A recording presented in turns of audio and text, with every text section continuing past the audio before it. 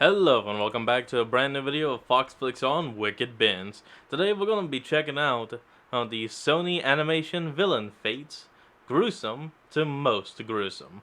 Let's hop in and see just how these animated villains kicked the bucket. While their feats of evil may not be as noteworthy as the villains from other studios, Sony Animation's baddies can still be fairly threatening and competent in their actions.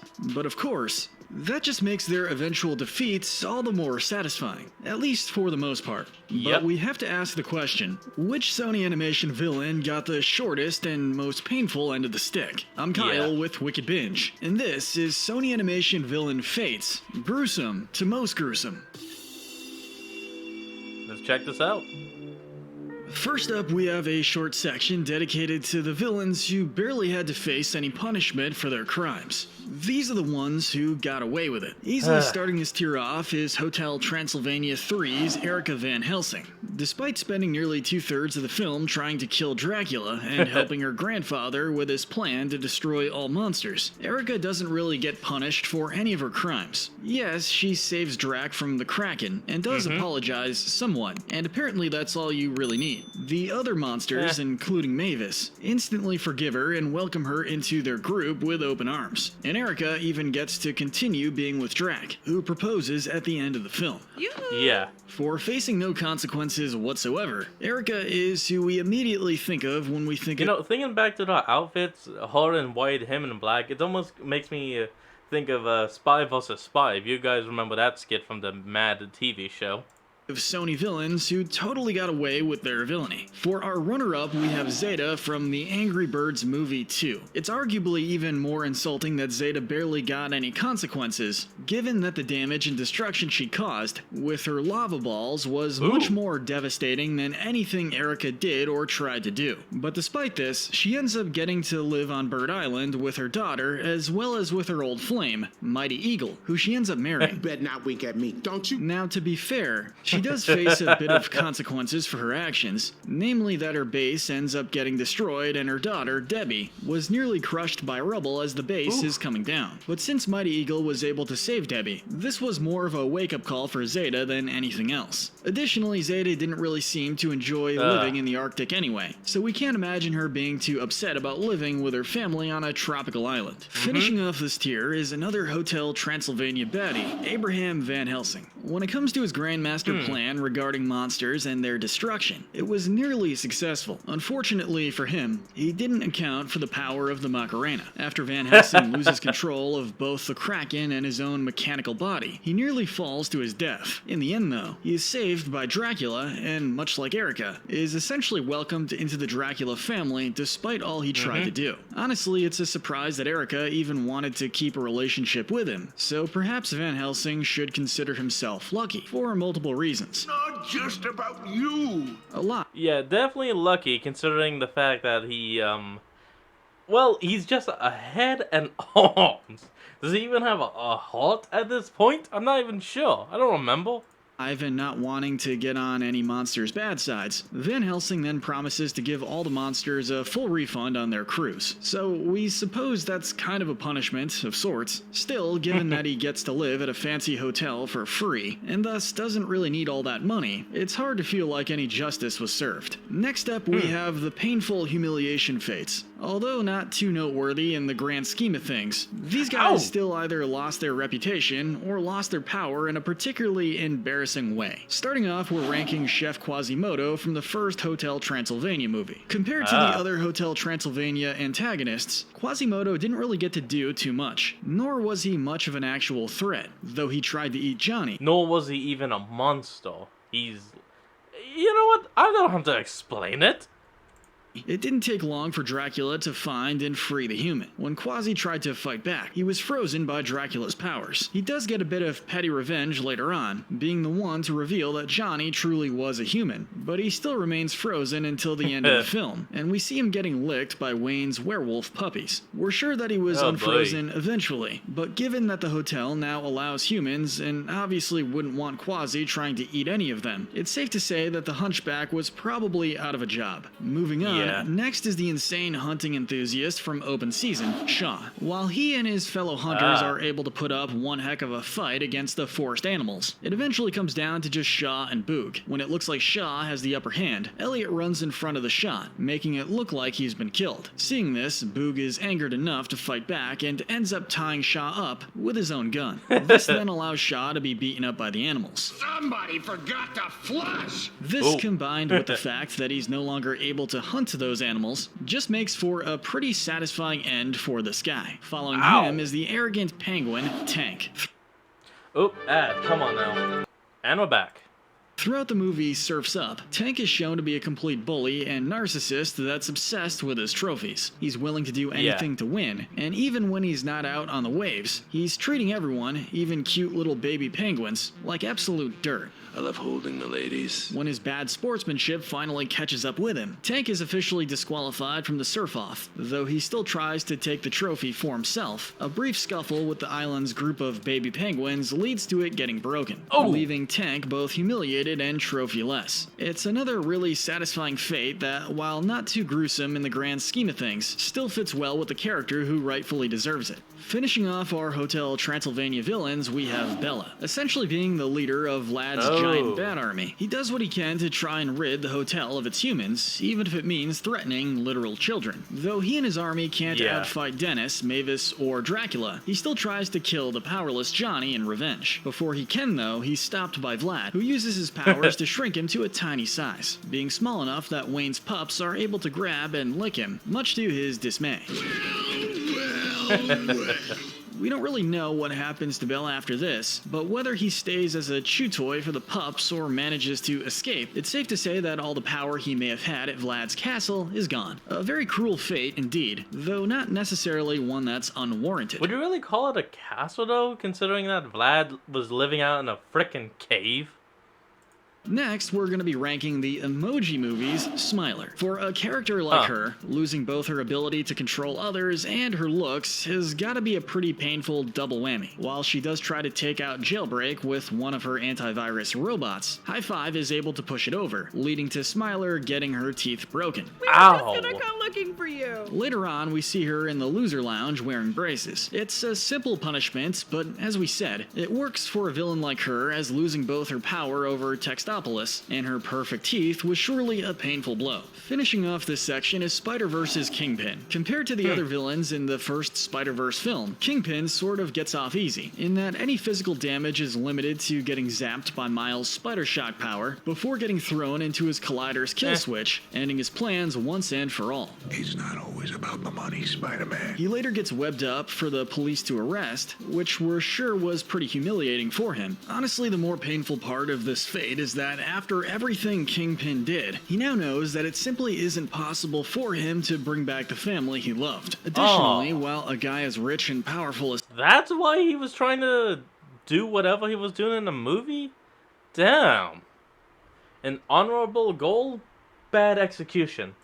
Tim probably wouldn't stay in jail for very long. The fact that he still got arrested had to be a pretty significant blow to his pride. Taking another short break before we get to our most gruesome fates, we'd like to touch on the unknown fates. While it's a good chance these villains ended up with some pretty gruesome ends, we can't completely say for sure whether or not they died, hence why they can't be in our top category. First in this tier is Mayor Shelbourne from the first Cloudy with a Chance of Meatballs. In a sense, Shelbourne was able to get away with his crimes, in that he escapes the island and avoids getting arrested or punished for his part in nearly destroying both the island and the world with giant food. Unfortunately for him, his gluttony ended up being his downfall, and we last see him being completely stranded in the middle of the ocean after eating his boat. Given that he'd likely be unable to swim And he was still eating it.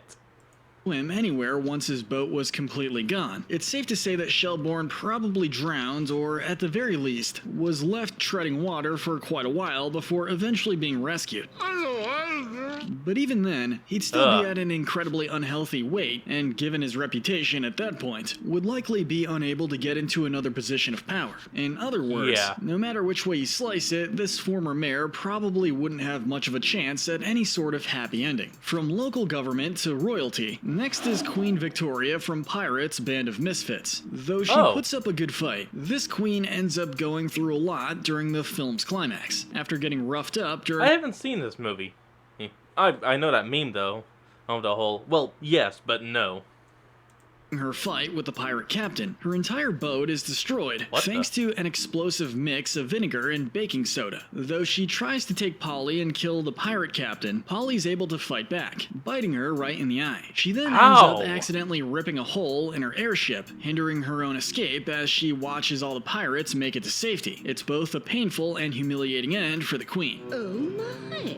To make things worse, we see Victoria stranded on an island where, ironically enough, the rare animals that she and her fellow royals had planned on eating were preparing to eat her. We don't know if she actually gets eaten or if she just has to deal with being stranded on an island and being forced to live as prey, but either way, it's a case for adding insult to injury. Moving on, we have our second to last Spider-Verse villain, Dr. Octopus. Being only a henchman to the Doc film's Ock. big bad, Olivia doesn't get too many scenes to shine, though the scenes she does get are certainly memorable. One of these scenes, funnily enough, is her defeat. While we're able to get an epic face-off between Doc Ock and our three main spider people, the battle ends sort of anticlimactically when Liv ends up getting run over by a flying truck, Ow. much to everyone's shock. We don't know if this actually killed her or just knocked her out, as we don't see her for the rest of the fight, nor do we see her getting arrested later on. All we have to do is kill a couple of spiders. Still, she's pretty durable and pretty smart, meaning that she would still know how to take care of herself. Heck, for all we know, she could have been sucked into another dimension, given that the collider was still active at the time.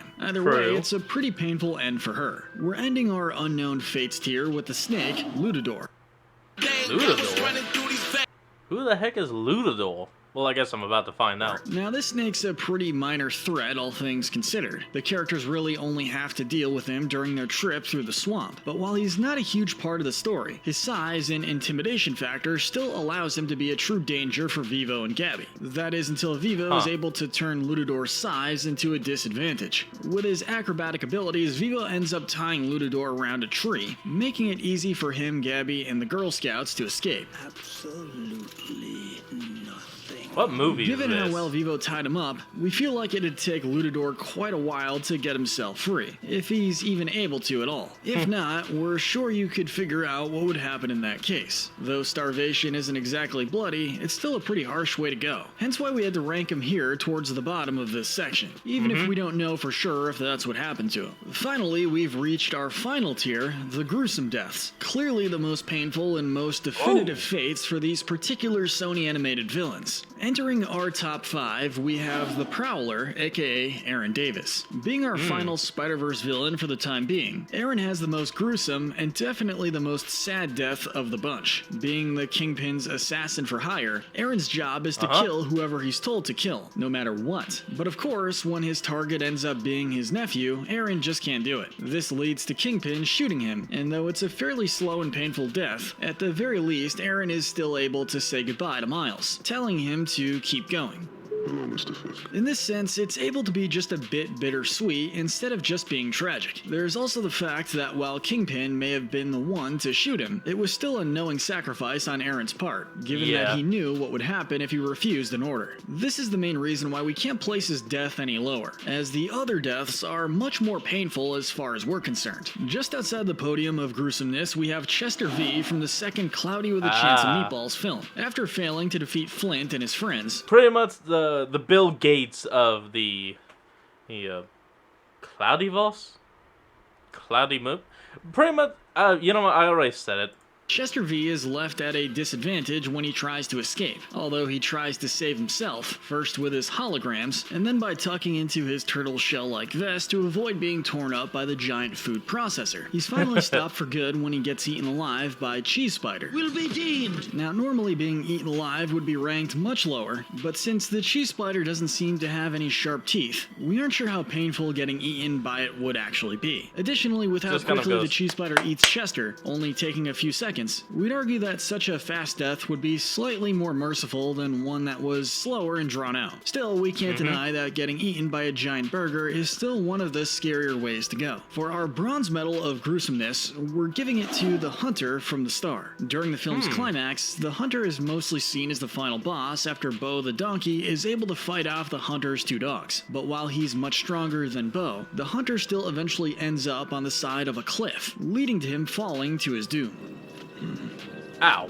It's a simple death, but one that manages to be pretty painful nonetheless. Whether you're focusing on the fear that the hunter likely felt on the way down, or the actual impact once he hit the ground, it's enough to land a spot in the bottom 3. Getting our silver medal of gruesomeness is, ironically, the man with the golden touch, Pockets from Wish Dragon. After briefly fighting Din, Pockets corners him and prepares to hit him with his golden hand, only for Long to put himself in the way. This catches Pockets off guard, giving Din the chance to push him off Long. When this happens, Pockets accidentally touches himself, causing him to turn into a gold statue. If I may ask. Now, this is bad enough, as the fear and pain that had likely come from being turned into gold is pretty gruesome to think about. But to make things even worse for Pockets, he ends up hitting the ground instead of the water, leading to him being smashed into pieces. It's hard to say whether or not he felt that crash, but it's certainly an ending that you can't help but wince at when you watch it. Finally, our gold medal of gruesomeness is going to Pal.